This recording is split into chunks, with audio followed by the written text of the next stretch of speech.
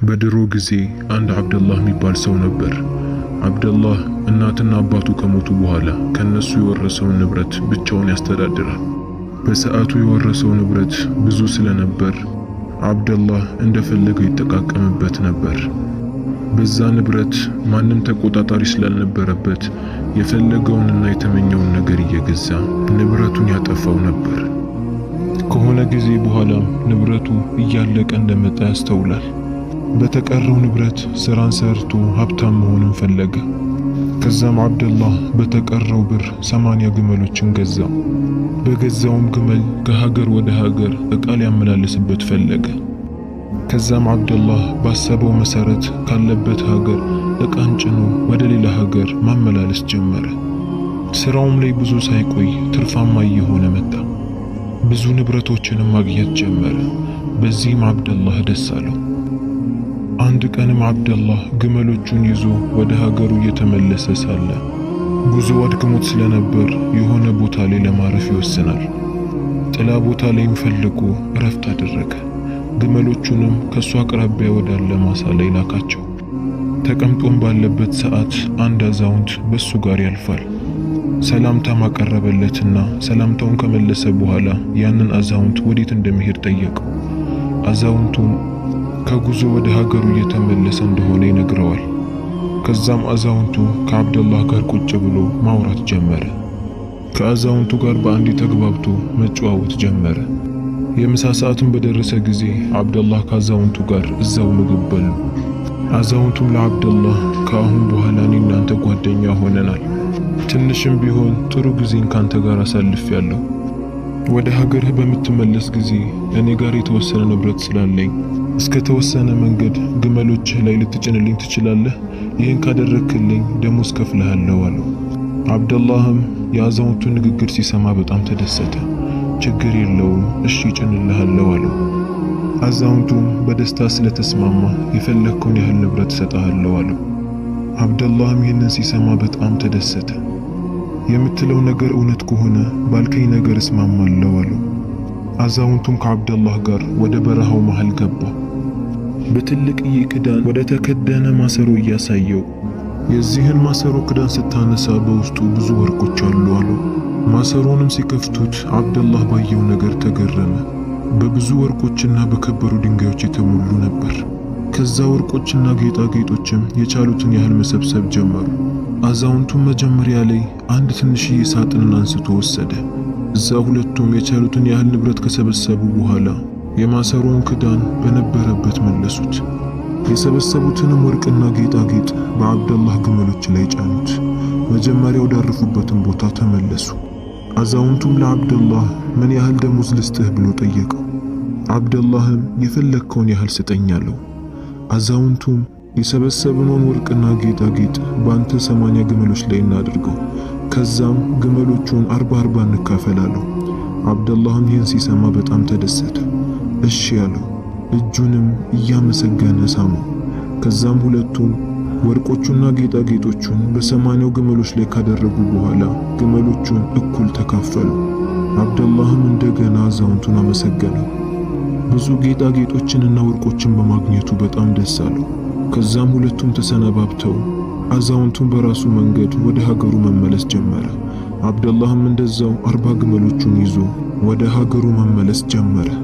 ነገር ግን ትንሽ እንደተራመደ አብደላህ ከዚህ አዛውንት ጋር እኩል መሆን የለብኝም፣ 10 ግመል ጨምረህ ስጠኝ ማለት አለብኝ አለ። ከዛም ወደ አዛውንቱ ጋር ሄደ። ድምፁንም ከፍ አድርጎ አዛውንቱን መጥራት ጀመረ። አዛውንቱን ወደ እሱ ጋር በመጣ ጊዜ ምን ፈልገህ ነው አለው። አብደላህም ለአዛውንቱ አንተ አዛውንት ስለሆንክ 40 ግመሎቹን ሙሉ ይዘህ መሄድ አትችልም፣ 10ሩን ግመል ለኔ ብትሰጠኝ የተሻለ ይመስለኛል አለው። አዛውንቱም ይህንን ሲሰማ ምንም አላቅማማም ነበር። የፈለግከውን መርጠህ 10 ግመል ውሰድ አለው። አብደላህም ይህንን ሲሰማ በጣም ተደሰተ። እንደገና የአዛውንቱን እጅ መሳም ጀመረ። የፈለገውን 10 ግመል ከአዛውንቱ መርጦ ወደ ራሱ ቀላቀላቸው። አሁን አብደላህ 50 ግመል ሆኖለታል። ነገር ግን አሁንም ትንሽ እንደሄደ ይህን አዛውንት ጨመር አድርጌ ብጠይቀው እኮ ይሰጠኝ ነበር፣ አሁንም ብጠይቀው አይከለክለኝም ብሎ አሰበ። ከዛም እንደገና ወደ አዛውንቱ ጋር ተመለሰ። ድምፁንም ከፍ አድርጎ ጠራው። አዛውንቱም የአብደላህን ድምፅ ሲሰማ ወደ እሱ ጋር መጣ። ምን ፈልገህ ነው የመጣኸው ብሎ ሲጠይቀው አብደላህም 30 ግመሎችን ይዘህ ብቻህን መሄድህ ከባድ ነው። ሌቦች ሊሰርቁህ ይችላሉ። አዛውንቱ ስለሆንክ ሊያጠቁህ ይችላሉ። 10ን ድጋሚ ብትሰጠኝ 20ውን መውሰድ አያቅትህም አለው። አዛውንቱም በአብደላህ ሐሳብ ለመስማማት ጊዜ አልፈጀበትም ነበር። የፈለግከውን ያህል መርጠህ ውሰድ አለው። አብደላህም 10 ግመሎችን መርጦ ወሰደ።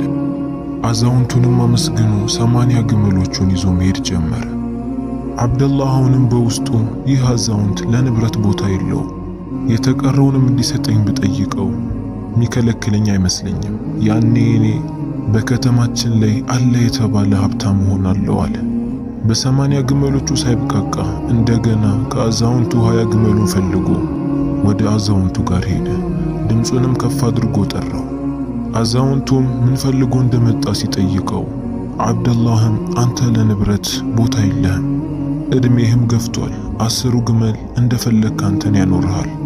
10 ለኔ ብትሰጠኝ የተሻለ ይሆናል አለው። አዛውንቱም አሁንም በአብደላህ ሐሳብ ቅር አልተሰኘም ነበር።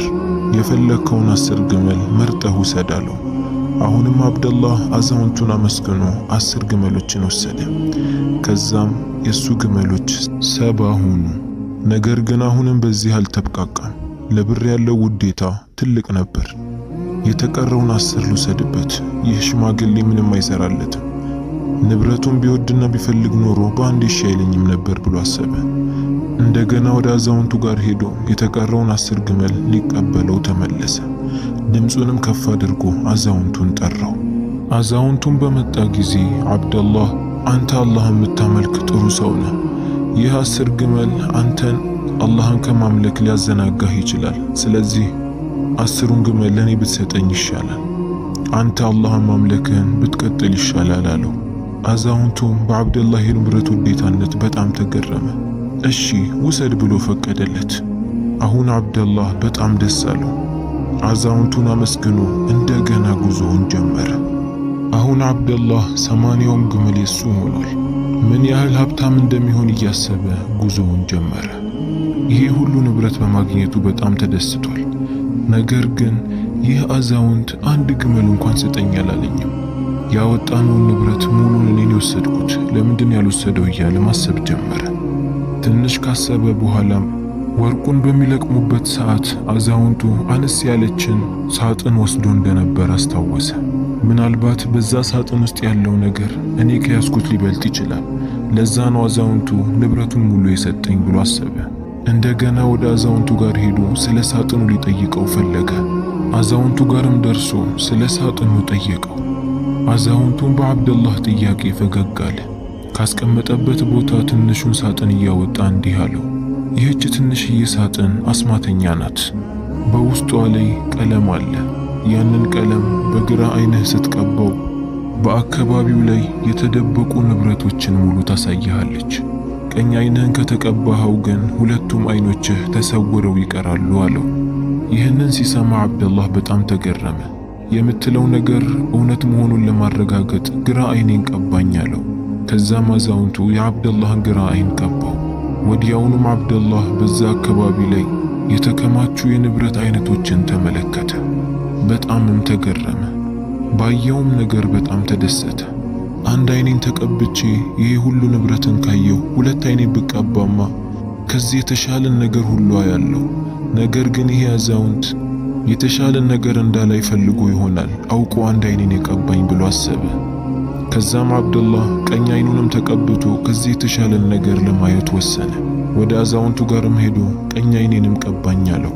ነገር ግን አዛውንቱ ቀኝ ዓይንህን አትቀባው፣ 2 ዓይኖችህም ታውረው ይቀራሉ አለው። አብደላህ ግን አዛውንቱ እየሸወደኝ ይሆናል ብሎ አሰበ። ከዛም አይ ችግር የለውም ቀባኝ፣ ከዚህ የተሻለን ነገር ማየት እፈልጋለሁ አለው። አዛውንቱ ብዙ ቢያስጠነቅቀውም አብደላህ ግን ምንም አልሰማም አለ። ችክ ብሎ ዓይኔን ቀባኝ እያለ ያዘው። አዛውንቱም ካልክ ምን አገባኝ አለና ትንሹ ሳጥኑን አውጥቶ ግራ ዓይኑን እንደቀባው ቀኝ ዓይኑን ቀባው። አብደላህ ቀብቶት እስኪጨርስ ድረስ በጣም ቸኩሏል። ነገር ግን በሚያሳዝን ሁኔታ ዓይኑ ድጋሚ አልከፈትም አለው። ታውሮ ቀረ። አይኑን ለመክፈት ብዙ ሞከረ፣ ነገር ግን አልቻለም። ማልቀስ ጀመረ። አዛውንቱም ይህንን እንዳታደርግ አስጠንቅቄህ ነበር?